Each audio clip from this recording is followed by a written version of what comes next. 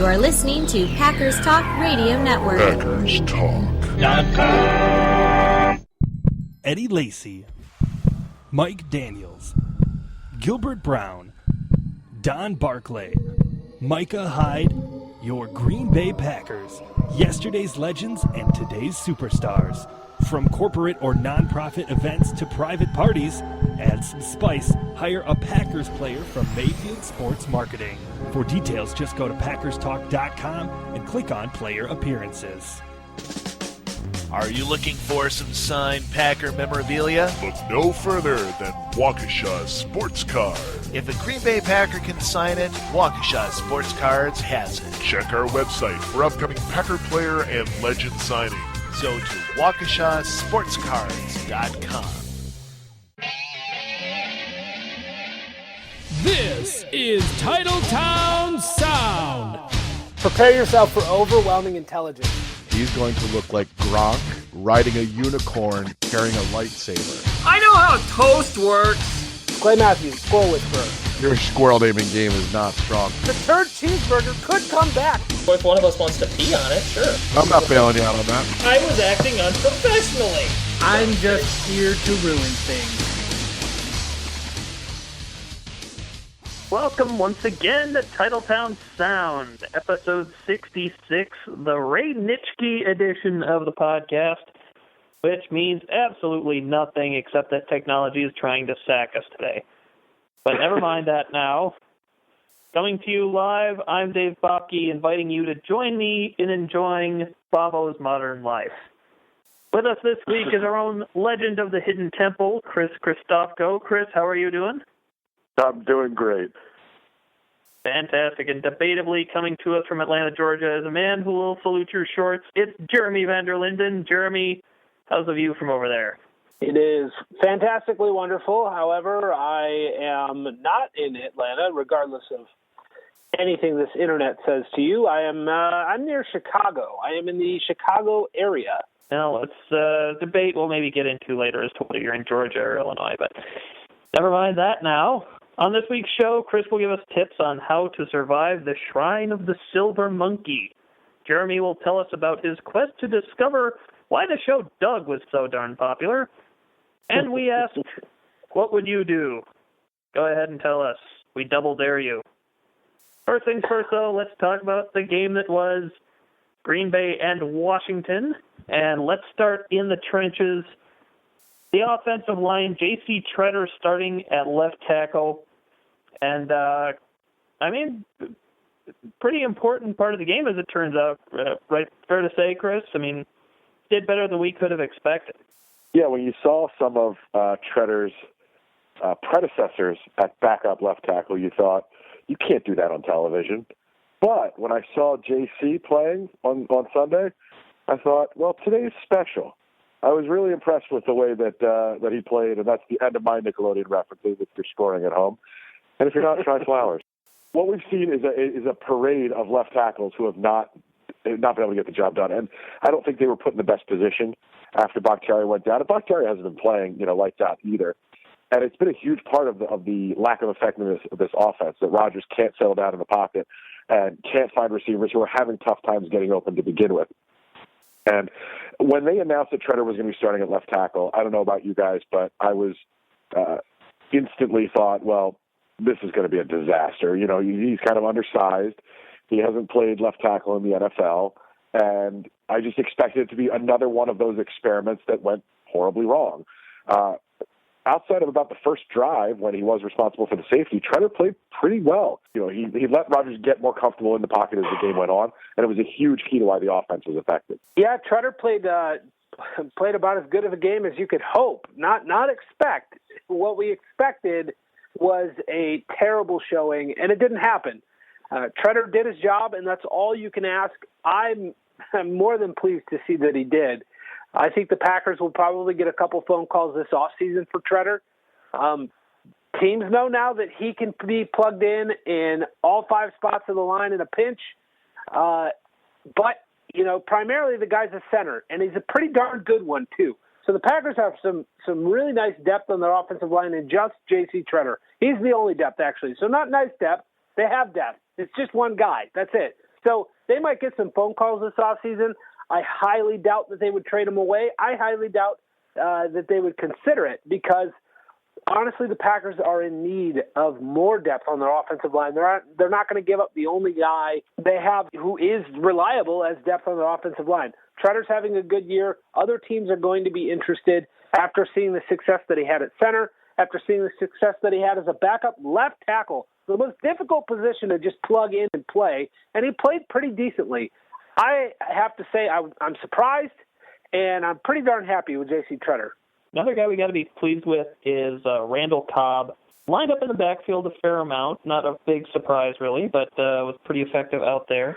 And Jeremy, I'm going to throw the question to you. I think it's fair to say we're going to see a little bit of Randall Cobb in the backfield against Arizona. But do you think it's just going to be a little bit, or do you think it's going to be a lot of Randall Cobb in the backfield, given the current situation with Eddie Lacy? I think it's going to be a good mix of things. We are going to see some James Starks, but I do feel like Cobb's going to get his touches from that position. Look what he did this week. He was pretty darn good. His vision was nice, but then it was that burst that he had. Once he found the hole, he was pretty darn quick to get through it. The other thing that I was impressed with was how well he worked his way through just the mess that there is in the middle of the field when you're running up the gut. The ability to make people miss in such tight quarters was impressive.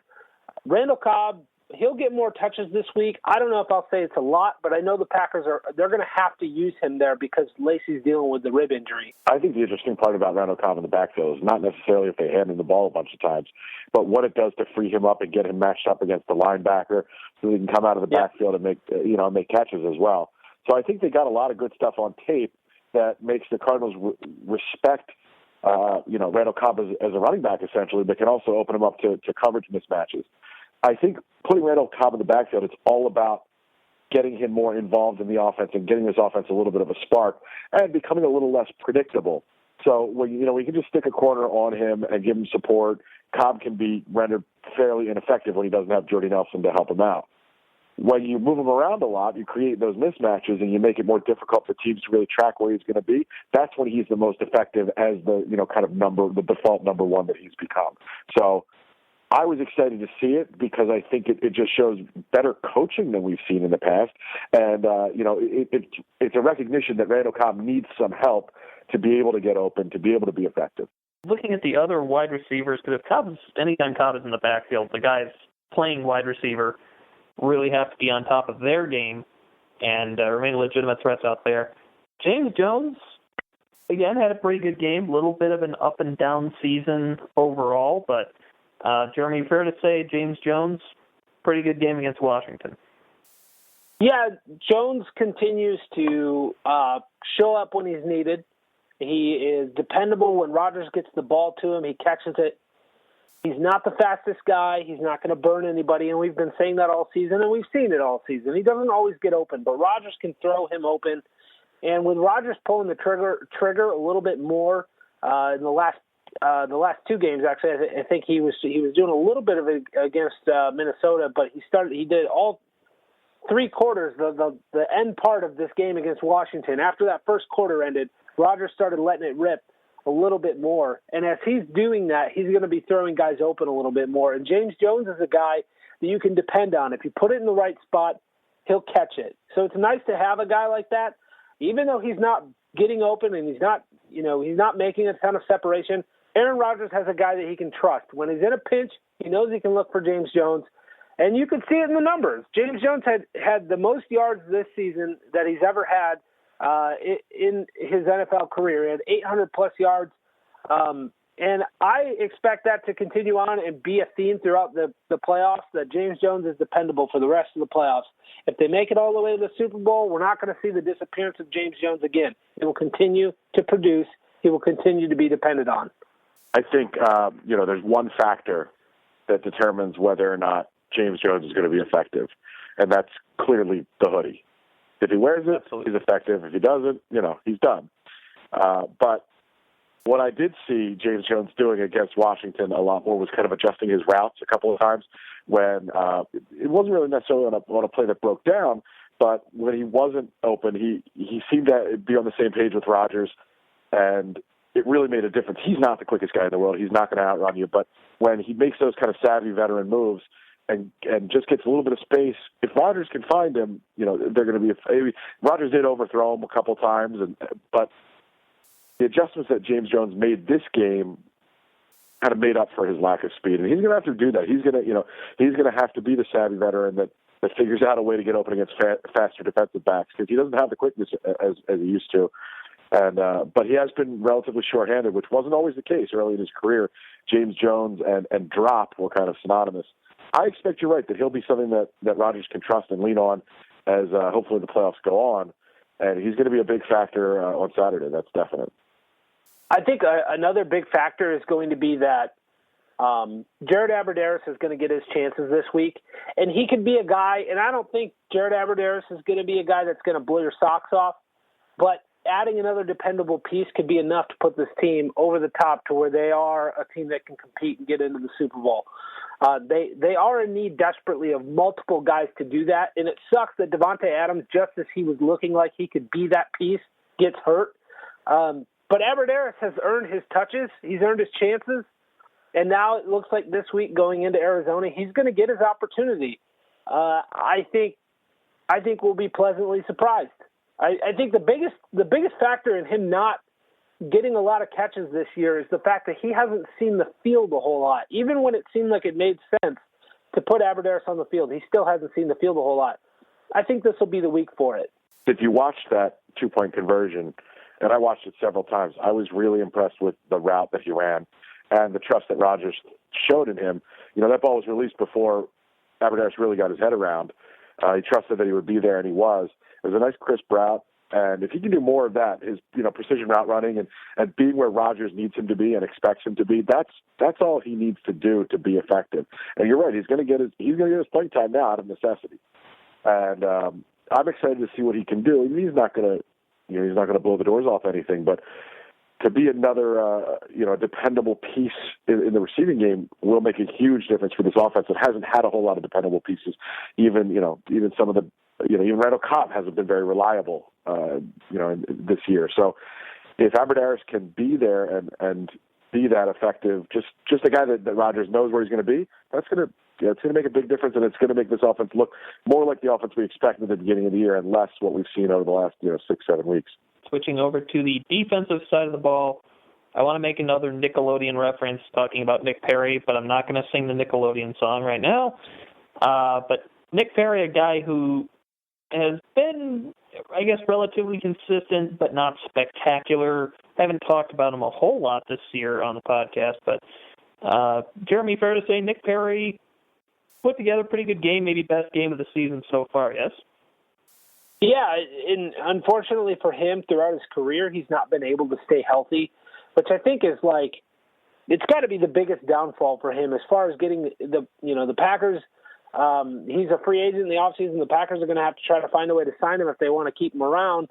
But now he is healthy, and in the playoffs, he's making big plays. And against Washington, he looked downright nasty. That's a guy that, if he's healthy, he does look like that. That is who he is when he's healthy. But the caveat of when he's healthy, it's huge because he's never healthy. So can he turn the tide and be a guy that's healthy? Is he a guy that's going to come out of the playoffs and earn himself a big contract elsewhere, like Eric Walden getting his big fat contract with the Colts?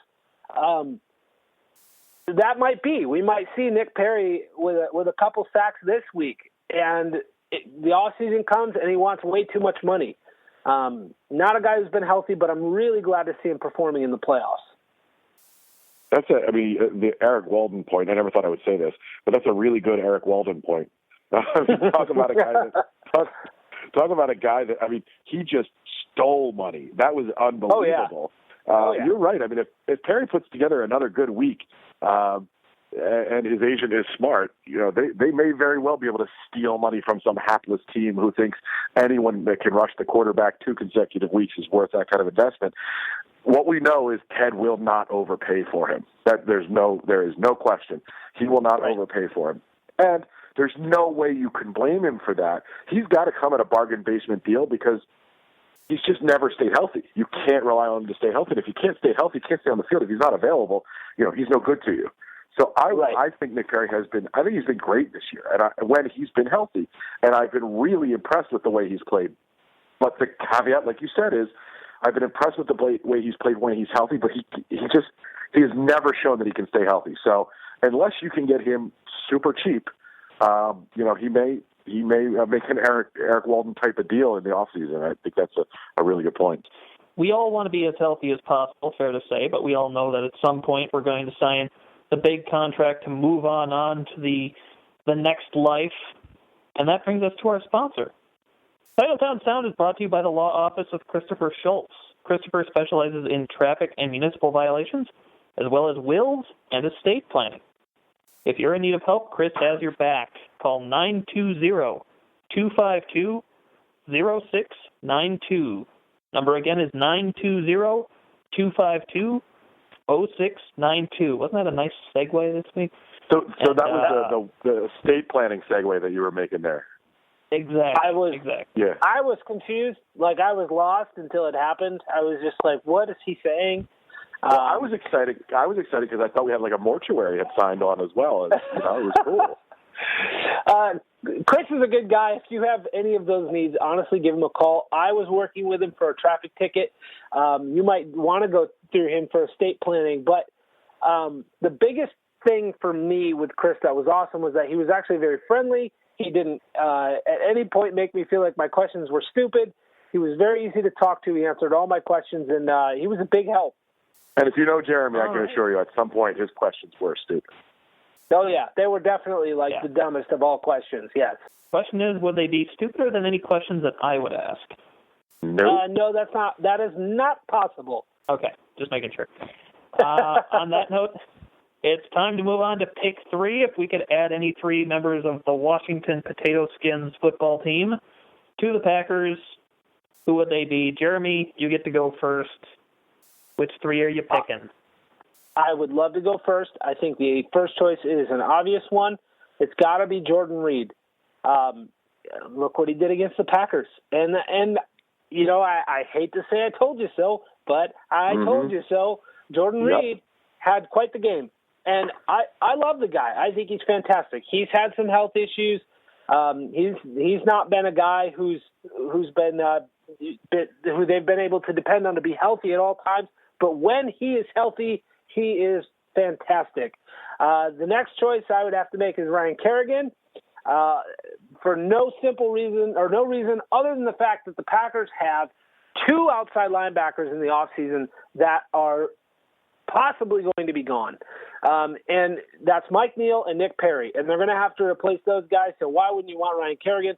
And then for my last choice, it's got to be wide receiver Ryan Grant, because I just think it's funny that he's Ryan Grant. So another Ryan Grant to the Green Bay Packers. Why not?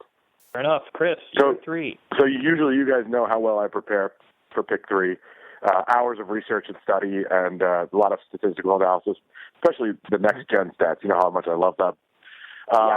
But tonight we had some technical difficulties, so we're on our phones instead of our computers, and I usually do the research on my phone. So tonight I can't look at the roster, so I'm obviously going to take Jordan Reed anyway. And then I have to remember 2 more Redskins. So I'll go, let's see, Pot Roast, just because that's an awesome nickname, big fat guy, I love it. And I believe I'm going to take Bobbo's favorite, Lichtensteiger, and I'm done. I have no reasoning whatsoever other than technical difficulties. Okay, well, Corey Lichtensteiger, definitely a great pick on your part. Lichtensteiger is actually going to be my first overall pick because, it's always good to have another offensive lineman.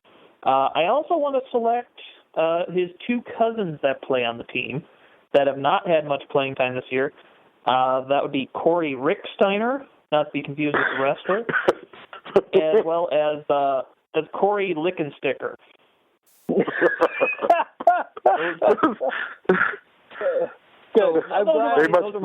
They must be practice squad guys.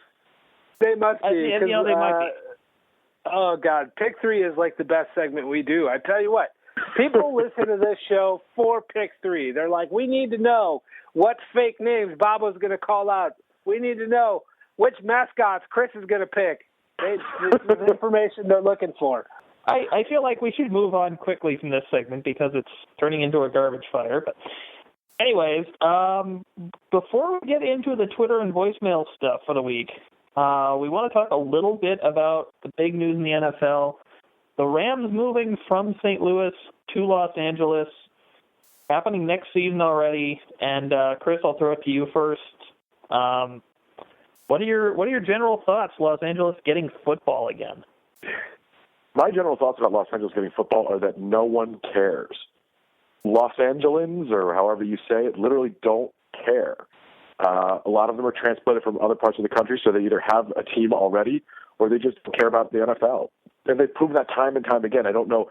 I mean, I know it's enticing. There's 18 million people in the metro area or something. That's really enticing to the NFL because, money, money, money. But I just don't see them getting a passion for the game suddenly. But about the way that the Rams kind of boned the people of St. Louis is really I grew up in Baltimore. So when I was just about of football fan age, when the Colts left in the middle of the night in a Mayflower moving van, and I remember when it happened, and people were devastated. And I imagine that's how a lot of Rams fans feel right now. That's part of the reason I'm a Packers fan, I would guess, although since my dad was always a fan, I probably would have been too. But I feel for the fans, and maybe they didn't sell out every game, but even if they didn't sell out every game, there are passionate, diehard fans out there that are gutted. Just think about your passion for the team and the team's leaving. Just, I feel for those people, and I really, people dismiss St. Louis, they weren't, they had the worst attendance, but you still feel for them. The NFL didn't do anything to help them. They had no interest in it. It was a charade, and it pisses you off. But at the same time, you also realize it. It is a business. I kind of get that. It's just you don't have to be so crappy about it. That's all. My views are on two sides of the spectrum here. So first of all, on the very shallow view, I enjoy shiny new things, and the Rams are probably going to change something within their jerseys.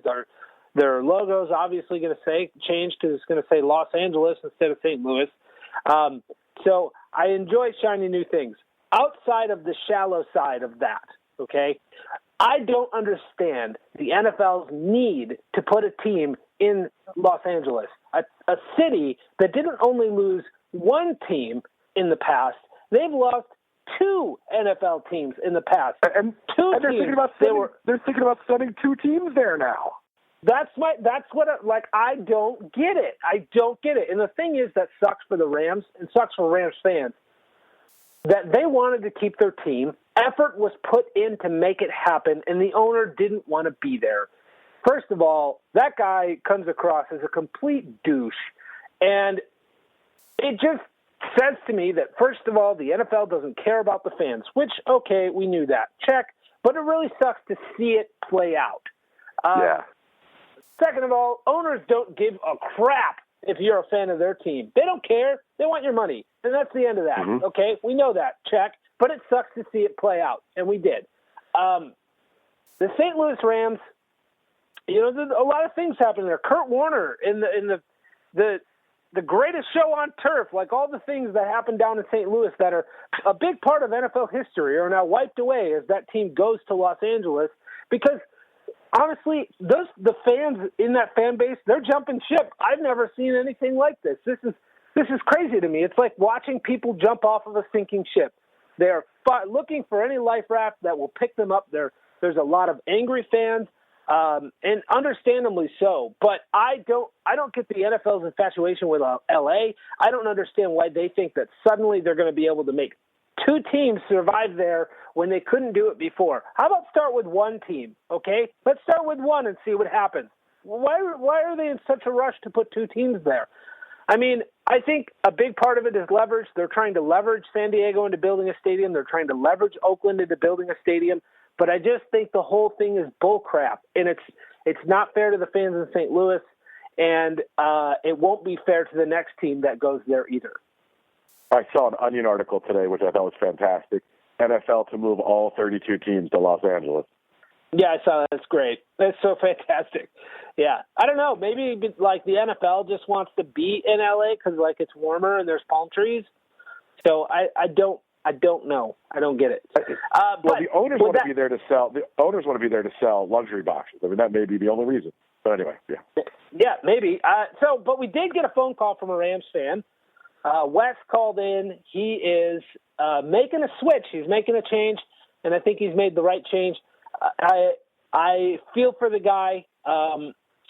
Wes called in. He left quite a long voicemail, but it was full of good stuff. I did have to cut some of it out because the show can't be hours long. But I got some good stuff here, and Wes seems to have a good head on his shoulders. He seems to know what's going on with the Packers, so he's ready to be a fan. Let's hear what he has to say. All right, how you doing, guys? My name is Wes. I am a former Rams fan. I'll tell you first and foremost, it doesn't feel good at all. It's very aggravating and frustrating to see what's happened to them. The city meeting all the qualifications needed that were required by the NFL, Roger Goodell himself. It seemed like throughout the year, they were saying that they wanted to give the Rams a bunch of money, help them build a stadium, help them do this. They have the funding in. The taxpayers lost a bunch of money. Then at the end of the year, it seemed like they were just feeding you a bunch of lies to get through the year, and then they just rip them out from under you. Makes me very mad. I had a Rams key to my house, and I went to Walmart today and switched it out. I don't want anything with the Rams on anymore as far as I'm concerned. They're like the Seahawks used to be to me. So having said that, decided to start cheering for the Pack. Growing up, I've had a lot of friends who are Packers fans, whether it's just fans of Brett Favre, now fans of Aaron Rodgers, what have you.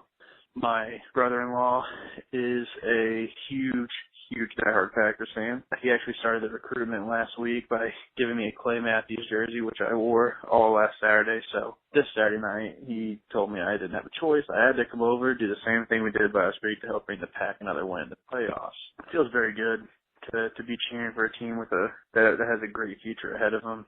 So Wes says that it feels very good to be cheering for a team that has a great future ahead of them. Well, Wes, welcome aboard, and you are correct. You picked the right place to be. The Green Bay Packers are a wonderful franchise to cheer for. There's a lot of history here, but the nice thing is they have Aaron Rodgers and a future ahead of them. I don't know where the Rams are going or what they're going to do at their quarterback position. They have been seeking a quarterback for a lot of years, and congratulations, buddy. You have inherited a fantastic football team. I know that it sucks. I know it feels like crap. But 5 years from now, when you've been cheering for a team that actually wins important football games, you will be happy. I promise you that. And before I hear from people, and I heard a little bit of this, like, oh, bandwagon. No. It's not a bandwagon move when your team actually packs up and leaves the city that you're in. It's okay. Right. You have free reign to choose any team you want at that point. Is that like, if your girlfriend cheats on you and you date another girl, like, I feel like eventually when the crappy thing happens from one party, the other party has the right to move on. That's not bandwagon. That's making a switch because the other thing is a piece of crap. Okay, so exactly. The St. Louis Rams / LA Rams just crapped all over their fans, and their fans want nothing to do with it. And I can't blame them, and nobody should blame them. Rams fans are jumping on teams, quote unquote, bandwagons across the league right now, and they should be. They should ditch the piece of crap that just spit all over them. They should find a new team to cheer for. Those who choose the Packers have chosen wisely. I think Wes will be excited. In the next few years, he's going to realize that this is the better choice anyways.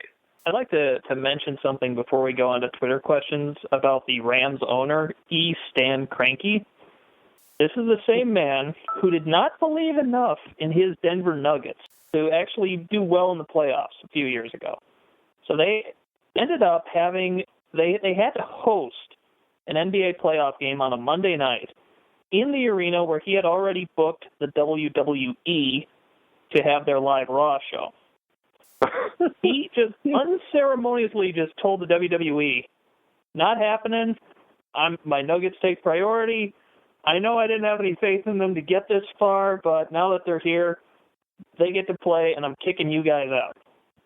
So the WWE did not have anywhere to do Raw that night, made a last-second arrangement in Los Angeles at the Staples Center.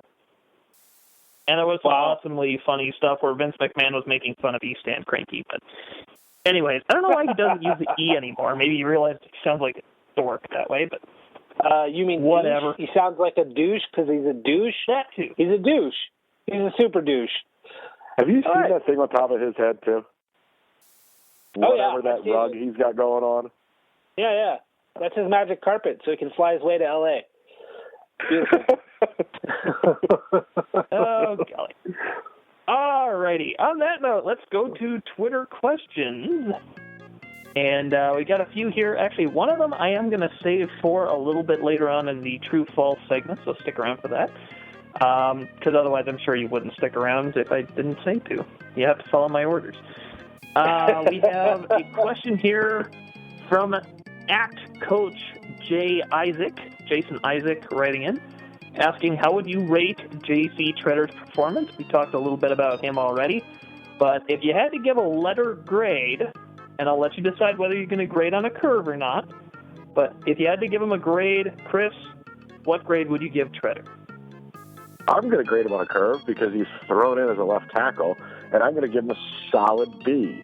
The only thing keeping him from a B+ or like an A- would probably be the fact that that first drive was a bit of a disaster, but I was impressed that a young player pulled himself back together after that. So that's a solid B performance. I am going to give him a B+, and yes, I am grading on a curve. He's a backup. You need to grade your backups on a curve. He gets a B+. The reason he gets a B+ is because of the bounce back. Yes, he had that play early on. Yes, he gave up a safety. However, he bounced back so nicely, and the rest of the game was so consistently good for him that he deserves the B+. Alrighty, I'd agree. I'm kind of torn between B+ and a B, but I'm right there with you. Our next tweet comes from James Korsmo, who I forgot to mention. He actually wrote an article called "An Open Letter to Rams Fans." Wanted to make sure we mentioned that one, which is just a dandy. So, hey, Rams fans, keep coming over. Doesn't need to be just one guy. James was asking, if Aaron Ripkowski was a household appliance, what would he be? Jeremy, you seem like the guy to ask about this. Well, he would be the oven because he's big and heavy and beastie, but he also makes delicious treats. What? I don't know. Okay, I'll go with an electric meat tenderizer. No explanation needed. None needed. That's much better than mine. Than Aaron Ripkowski's delicious treats? By the way, that is my fantasy football team name next year, so no taking that. Yeah, I mean, they're like tasty eyeball treats, like when he completely destroys somebody on your television, you get to... No, this isn't working? Okay. Nope. All right. I was going to say, I would say the first thing that strikes me about Ripkowski is I want to say he's a vacuum cleaner because he sucks. No, I'm kidding. It's not because he sucks. Oh, because he sucks into tread lightly. He sucks into fenders and puts them in the trash. How about that? Oh, my gosh. Is that good? Good enough? Disappointed, but okay. Okay. I'll work on that over the week. We have one more tweet that I want to touch on now from @MinityRyan. He asks, what positions should be addressed in the first 2 rounds of the draft? We'll have draft coverage coming up throughout the off-season.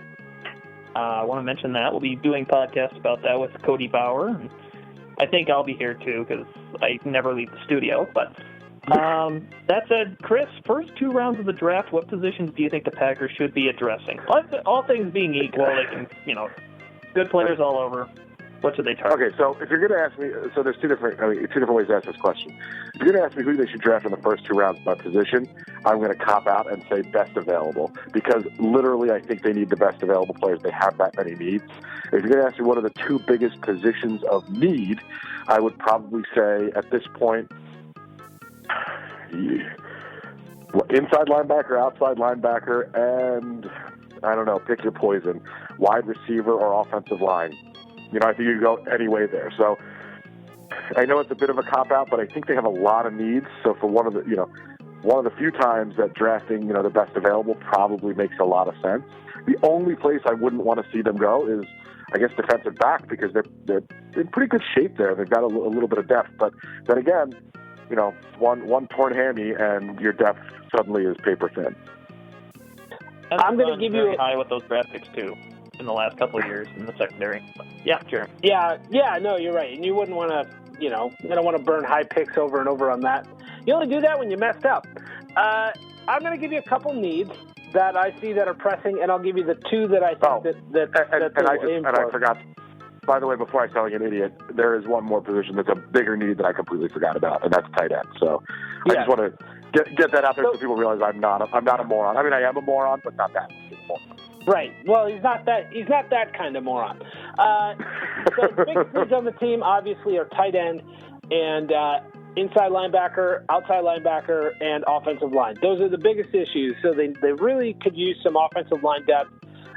Inside linebacker, they got some young bodies there. I'm thinking they're looking at more like depth there at this point. I think that with Sam Barrington coming back next year and Jake Ryan going into his second year, they're probably going to hold off on that. They're not going to do that in the first two rounds. Offensive line, I think that's also something they're going to do later on because they're not drafting a starter. They're looking for somebody who's going to be depth. So I think the positions that they're probably going to look at early on, it's going to be tight end and it's going to be outside linebacker. Now, I said tight end last year, and I was wrong. But I shouldn't have been. I just was.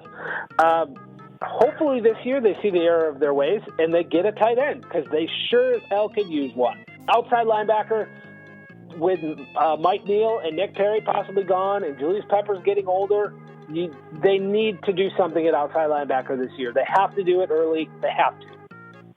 So you say like they wouldn't address offensive line early or they wouldn't address other positions early, but inside linebacker. But I think that's why this year you're going to see best available player because it's very possible that they see a lot of value in an offensive lineman that's dropped, even in the first or second rounds. With an inside, not an inside linebacker. They just don't put high priority on it in the draft. But I think you could see that with a lot of positions. You could see a first round pick. It's kind of they're going to look for the best value. I really think that. With some obvious exceptions. Look at last year as a good example. You think you know what they need, and you think you know what they're going to do. Last year I thought it'd be inside linebacker and tight end first and second. Like it was going to be one of those two in those positions, and then they went corner twice. So my mind was blown, completely unexpected. You never know with Ted Thompson. You really don't. So completely unexpected, but yet two solid hits. Right, satisfying. Like unexpected, but satisfying. So I'm going to say tight end and outside linebacker. Will they do it? I don't know. It's really tough to predict. If I had my choice, those would be my choices. I think that's a good. I really think you're right on that. Well, you guys have me here to point out when you have completely missed the most obvious answer to a question like this. And I am here to tell you right now that the most obvious answer is we have to address in the first two rounds, punter. You're right. No, you're right. Don't forget that glaring long snapping need. Oh, yeah, got to fill that in. 1 and 2. Punter, long snapper. There you go. You got to do it. That's your first two choices. Oh, God, if Bobbo was all right, just a reminder. Yeah, the reminder that you can tweet at Titletown Sound anytime during the week, whether you got questions, comments, whatever the heck you got, at Titletown Sound. Our Twitter is always open. It's time to go to the voicemail. Okay, it is. We had a couple calls this week. Let's see. We're actually going to start with Ryan. Ryan called in. He actually left a nice call talking about Chris's article from last week about Mike McCarthy. Yes, Chris, we are going to revisit that article, and we're going to do it starting right now. Hey, guys, Ryan here. Love your show. Chris, you had me at Sleep Well, Prince Janice, but all this McCarthy nonsense has left me feeling like a lover scorned. I couldn't disagree more with your belief that McCarthy should be let go after this year.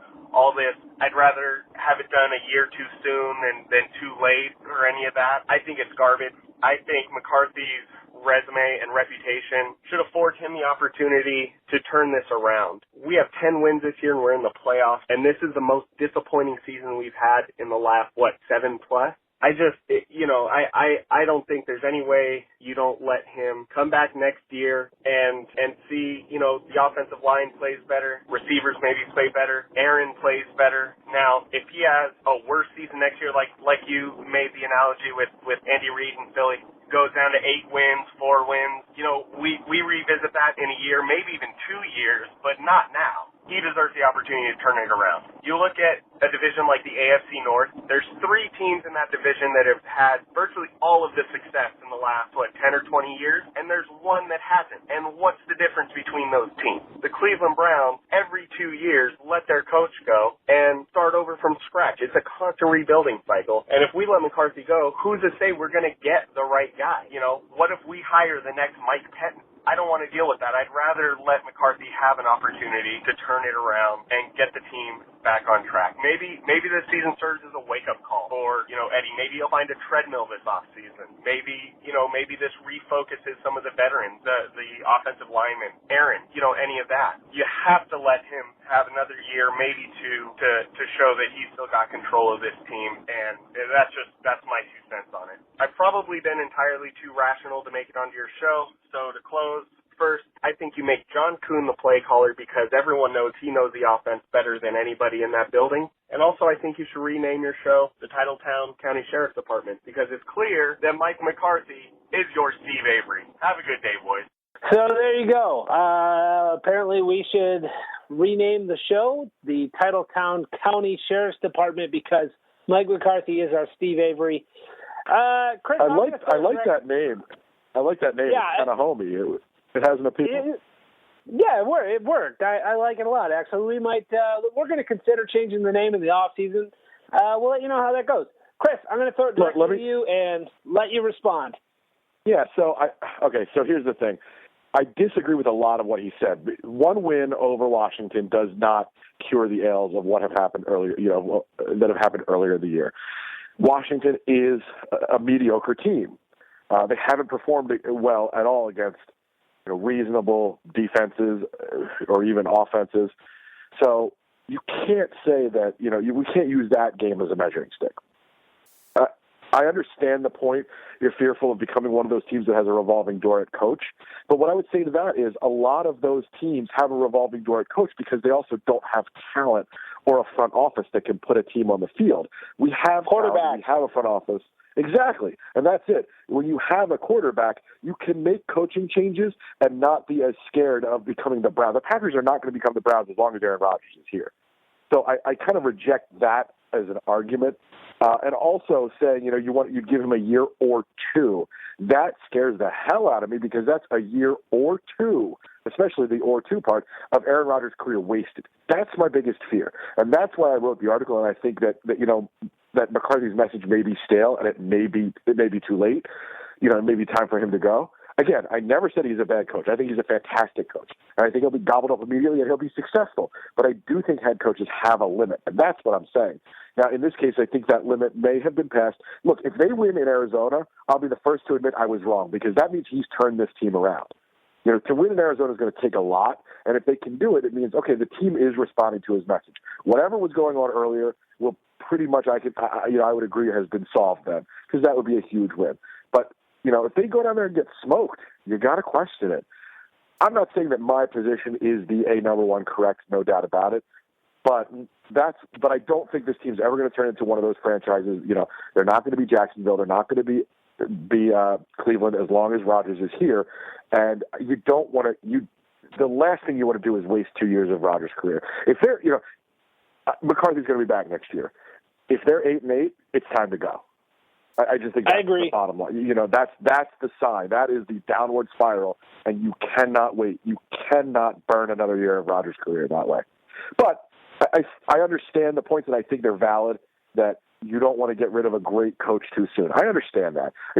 My take on it is that Rodgers is the important piece, and to get somebody in there that is a motivator and a good football guy, that's what you need. And if McCarthy's done, he's done. It's obviously debatable, but, that's my take. First off, I want to start by saying, and I know Chris agrees, Ryan, great call. Good points. Yeah, absolutely. You came strong with your opinion, and it can, you brought a good argument. We see your side, and I like I said last week, I'm kind of living in both sides. I don't know that I want to, see what the grass is like on the other side of this fence. I kind of like where we've been, and but if I could predict the future, if I knew that next year they were going to struggle the way that they're struggling this year, I want to make that change. Yeah. Yes, I want to do that. However, I can't predict the future. I have no idea. So that's the tough part. Do you want to guess on the future and hope that you're right? Do you want to fire Mike McCarthy and hope that next year, whatever coaching staff you bring in? Now, look, the chances of this happening, they're not going to fire Mike McCarthy. Chris agrees with that. I agree with that. Right. Not going to happen. That's not the point. We're not saying Mike McCarthy should be fired this year and that we hope it happens. We're saying this might be a thing where he has lost connection with his locker room, and it might be the time to let him go.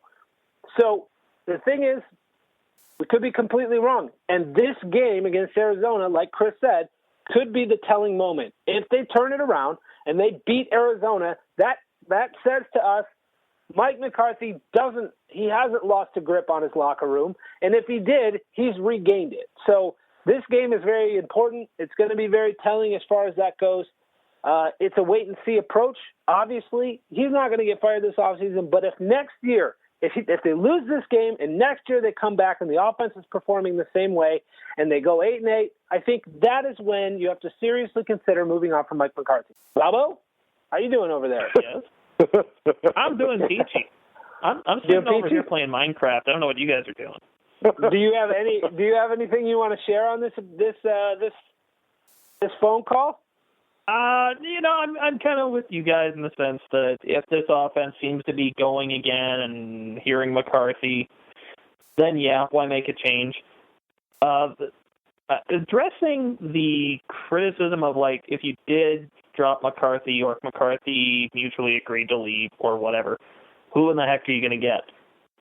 If the Packers let McCarthy walk or if they forced him out, I think they'd have somebody in mind. And let's keep in mind that you don't need a great name to come in. You just need the right name to come in. When McCarthy came in, the big name was Cam Cameron. He was supposed to be the big get as a head coach. And I remember a local sports guy just going nuts about, who's this Mike McCarthy guy that they're bringing in? You could have had Cam Cameron as your head coach. And I'm sure that, I won't say who it was, but I'm sure that guy kind of regrets saying that on television now. But as long as you bring in the right guy, and I'm certainly willing to roll with McCarthy and see what happens in Arizona. And I'll just wrap by saying that was a good, constructive criticism phone call, and I like more, please. More of that, please. Yeah. Little do you know, you listeners out there, Bobbo actually has opinions and thoughts. We just don't ever let him share them. That was a Cam Cameron hot take. I love that. Yeah, it was. That was good stuff. All right, so we do have another phone call. Libby called in. Great voicemail. I'm really excited to share this one, so I'm just going to jump right in it. Hey, it's Lobby here, long-time caller, no-time listener. You know the drill. I'm just wondering why the Ripper isn't out on the field more. I feel like his ginger beard would totally bring the Packers way more success. He can run a touchdown every single play. Just pass off him. He can run 100 yards. I'm pretty confident in his size. Also, Richard Rodgers, great ass. Also a player that can run 100 yards every single play and score touchdowns. That's all I got. Thanks. Love you out. Peace. Phone dropped.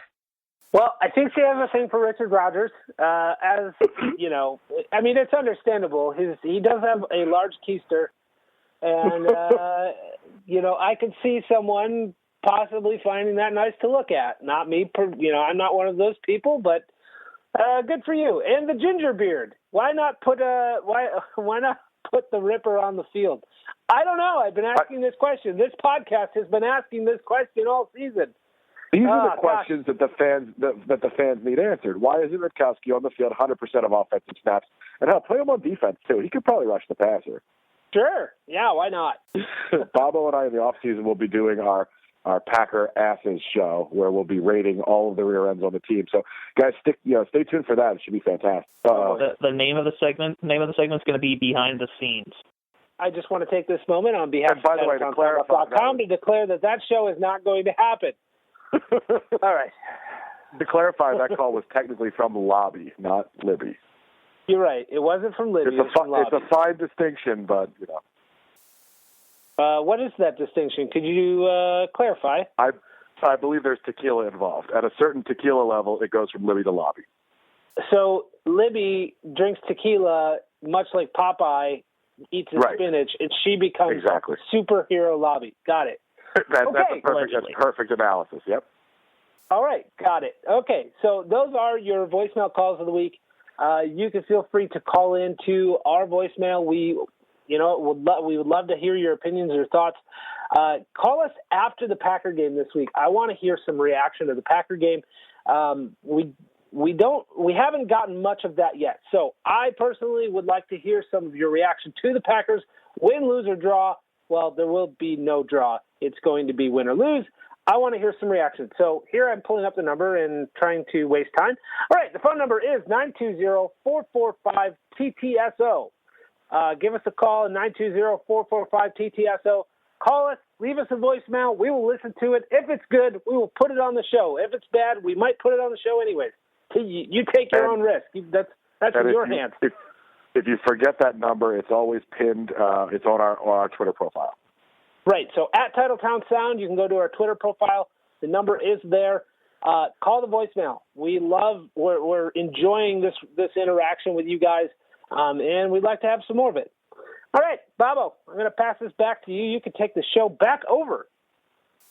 I mean, really, could any voicemail be worse than anything that I say on this show? I mean, really? Nope. No. All right. Just wanted to establish that I have a certain reputation I have to uphold here. So, on that note, let's talk about the rising standards the Packers have going into Arizona. Just saw these guys a few weeks ago, Carson Palmer, David Johnson, wide receivers aplenty, Michael Floyd, Larry Fitzgerald. This game was a complete mess last time, but that offense was still good. Coming off a loss to Seattle, followed by a week off. And so, Chris, I'll throw it to you. What are your thoughts about Arizona's offense right now? Arizona's offense is scary. They've got a lot of weapons, but I think if you go back to that last game against the Packers, it was kind of one of those domino situations where one domino falls and they all tumble. You know, that game should have been, 10-10 at the half, and instead it turned ugly really fast.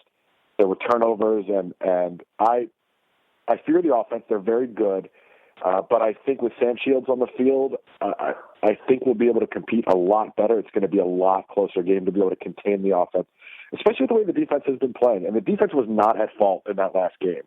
You know, they were on the field all the time, and a lot of those points were basically handed to the Cardinals by the offense. So I'm optimistic that the defense can keep up, but it's going to be a struggle because it's a very good offense. Yeah, I expect for the Packers to struggle a little bit with this offense. They're a good team on both sides of the ball. However, as you said, Sam Shields being back is great. And also, another thing that cannot be ignored is the fact that the pass rush right now is ramping up.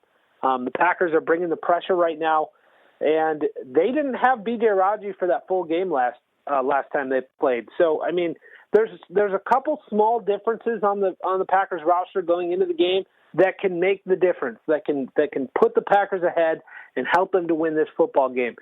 Don't sleep on the Packers in this game just because that loss. We all saw what happened when the Packers stomped the Cardinals a few years ago. Okay, I don't really ever like to bring up that playoff game, but we all remember the result. Packers stomped the Cardinals in the regular season and lost in the playoffs. So it means nothing. Okay, there is that. What happened a few weeks ago does not transfer to the playoffs. It all starts fresh. It all starts new. The Packers have a shot. All right, looking at Arizona's defense, it is a pretty darn good defense. Some pretty good names across the board. Frosty Rucker, first of all, that is a great name. Dwight Freeney also rushing the passer, Deion Buchanan, and I think the biggest name, Patrick Peterson, just shuts guys down at cornerback. And Chris, will go to you again. Arizona's defense against Green Bay's offense. Do you think Green Bay can still kind of find that something that they found last week against a defense like this? Yeah, I think they can, because there's two factors here. The one is Honey Badger is not playing. He's done. And he makes a big difference playing out there. And I think he's a big part of the heart of that Cardinals defense. In addition, I think the way that they used Randall Cobb last week is going to be the way they use him this week, because you want to keep Patrick Peterson from being able to shut him down. That's why they do what they do with him. So I think you're going to get some interesting matchups, and that's what they're going to try to do, is design a game where they get some good matchups for Cobb. I'm really optimistic that the offense can, with a solid left tackle, either Bakhtiari or hopefully, if Treader has to return, a repeat performance, they're not going to make Dwight Freeney look like he's, 23 again, which is what they did last time. That spin move, it was embarrassing. But I'm optimistic that they can do something against this defense without Matthew, without with Randall Cobb moving around. Yeah, I think they're. I mean, we talked about this before. They're going to use Randall Cobb in that way. The other thing that the Packers have going for them is they're not starting Don Barclay at left tackle.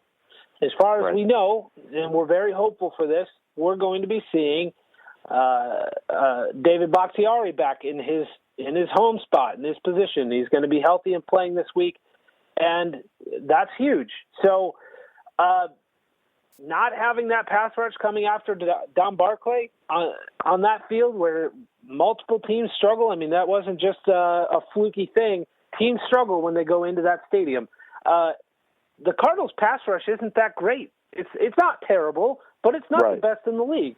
But at the same time, they were playing against a terribly banged-up offensive line. Are they perfect now? Are they fully healthy? No. But they're more healthy now than they were then, and I think that gives the Packers a very, very much improved chance against this team. I really, really wish Eddie Lacy was healthy. I wish he was. This is the time for him. This is Eddie Lacy prime time. This is it. I don't really trust James Starks. He had some fumble issues, and I'm not comfortable with him getting the ball a lot. We've seen that if you put him in a heavy role and you're giving him the ball a lot, he drops the ball. His yards per run definitely drop. That's pretty consistent for him. He just doesn't produce quite as well when you give him a bigger role. So I really wish that they had Eddie Lacy going into this game, but I'm still confident. I still think that this Packers team, they can move the ball against that defense. I think that they can do what they did in Washington. Now, Washington isn't a good team, and Chris mentioned that before. So in comparison, it's really difficult to make the comparison. But I think if the Packers can come in with some confidence and just use what they know is working right now and not go crazy and not have the offense switch back to three wides and isolation routes and all of the garbage we saw for most of the season, they have a chance. They have a chance. It's all on, to me, it's all on the Packers and how they start the game. Because that defense is good. We know that. What we don't know is how good the Packers offense can be. We have no idea.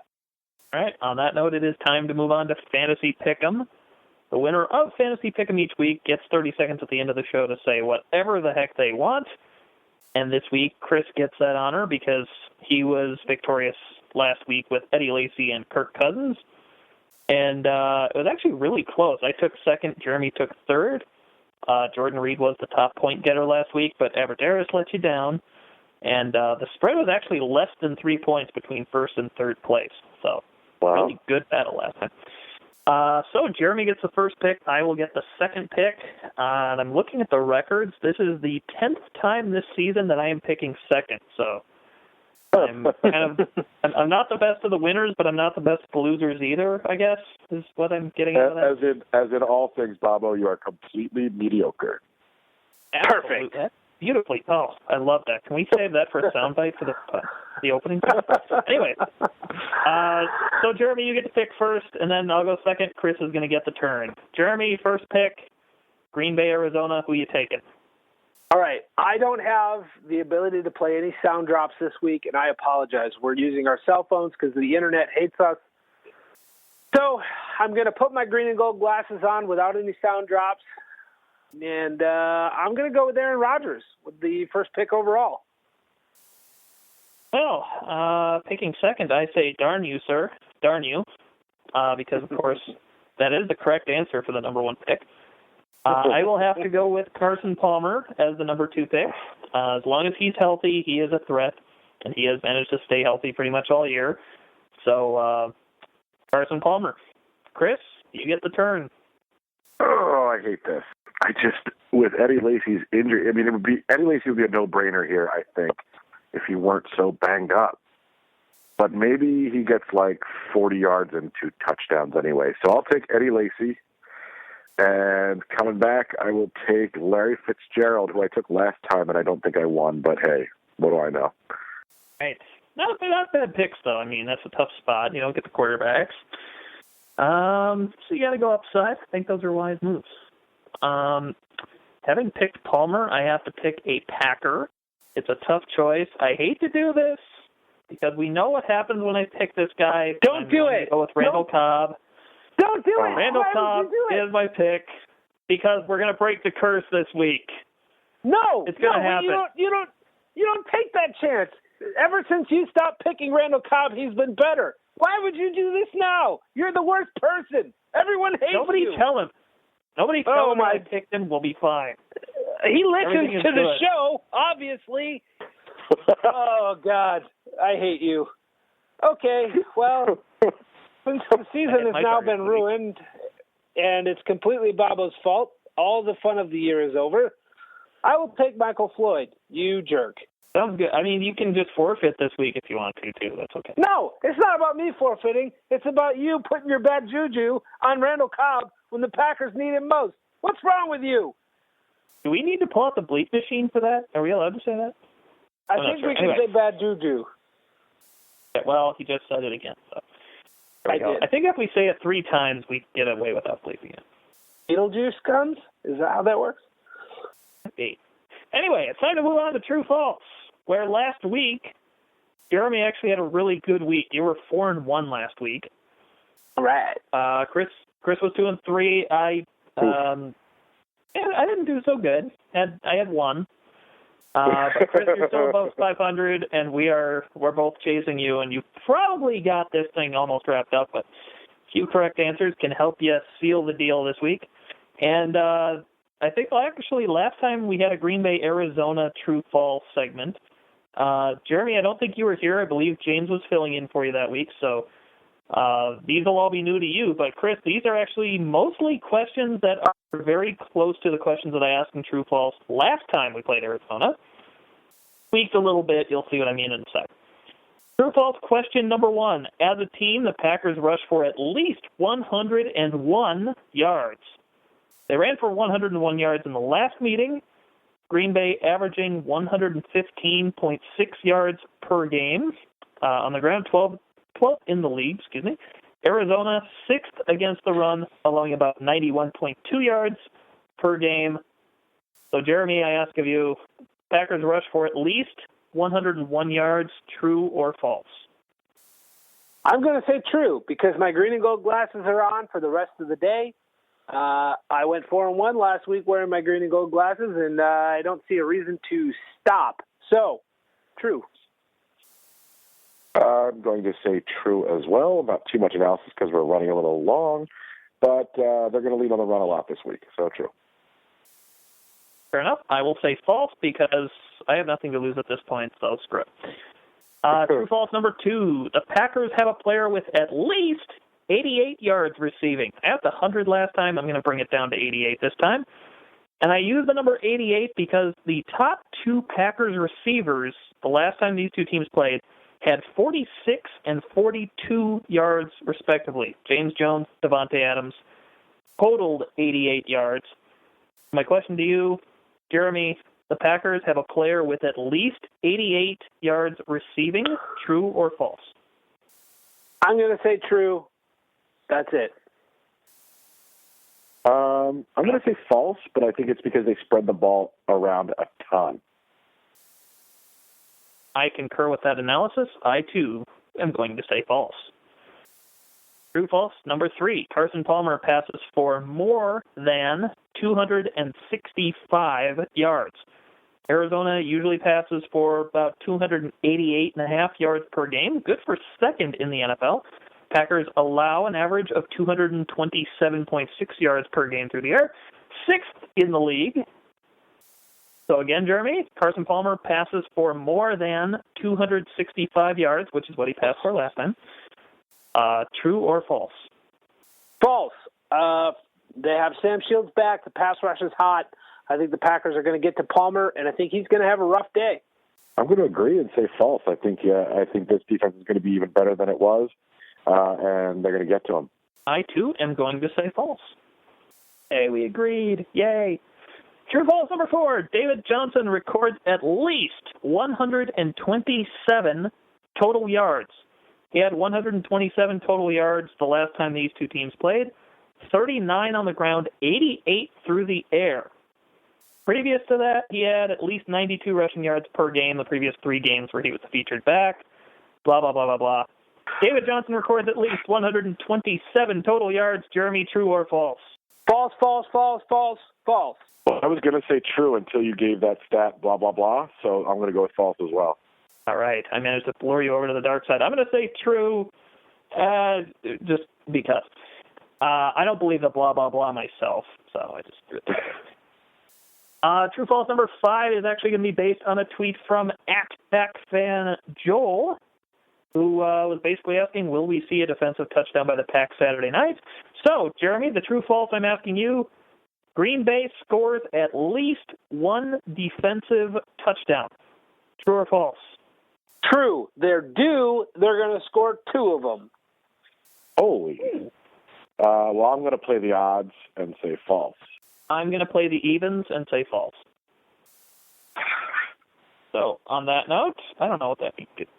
It's time for 30 seconds of glory. Chris, you won Fantasy Pick'em last week. You get 30 seconds to say whatever the heck you want. So, say words, preferably in English. So, I hate the Vikings. You hate the Vikings. We all hate the Vikings. And to watch them lose in that fashion was hysterical, even though it meant the Seahawks were winning.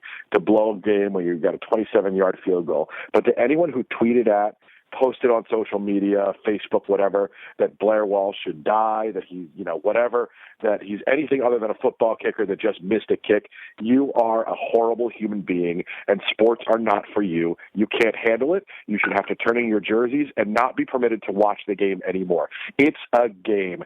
Get over it. Get upset when your team loses, but to attack a human being because he mishit a kick, get over yourself.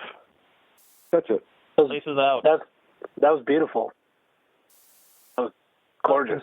I'm going to name drop, if I might. I actually got retweeted by Matthew Berry on Sunday, just basically saying, wow. Hey, Blair Walsh was a man. He stepped up and he took the heat, even though he was the only offense that Minnesota had. I mean, basically, his primary job, he was 3 out of 4 at on Sunday. The Minnesota offense's primary job, scoring touchdowns, they were 0 for how many drives? So, too many. There you go. Yeah. Walsh is a good guy. Good kicker. If the Packers need another kicker, I wish he'd, picked up by Green Bay. You wish Blair Walsh was available? I wish he was available. You know what? If he punted, that'd be great. What is it with fans that would say something like that are also like the worst people in the world?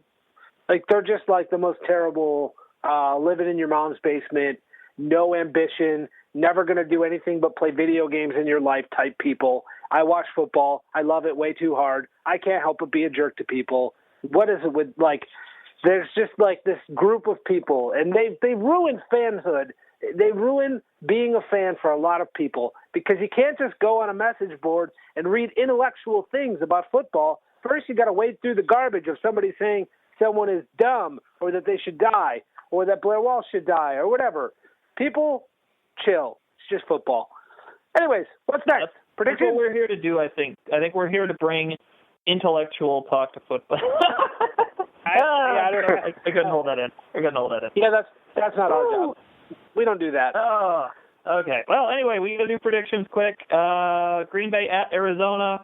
Everything is on the line that ever existed. Jeremy, what's your prediction? All right, so last week I went with a ridiculous prediction. Chris said that it wasn't even a prediction, but the Packers won.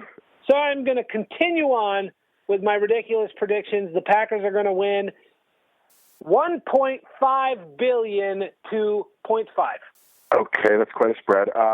I'll be honest, I was going to pick Arizona at the beginning of the podcast, but listening to what we've said and our brilliant analysis, I've actually convinced myself the Packers will win this game.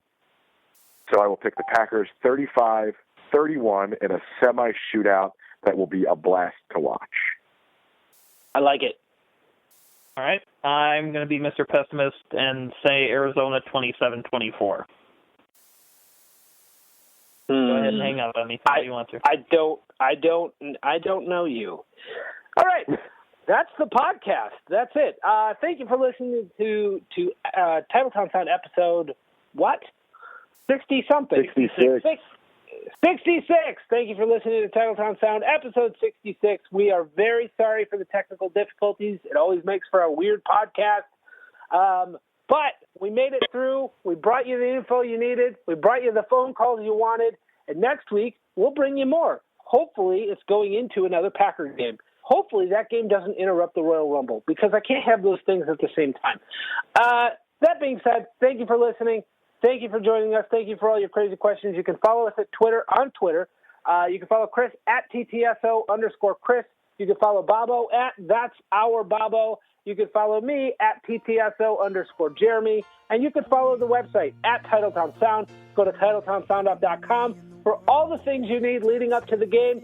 This game's going to be awesome. It's really exciting. I cannot wait, and I know you can't either. So, Bobbo, you got anything to say to end the podcast? I want to say don't forget to pet your cat. All right. Chris, you got anything to say?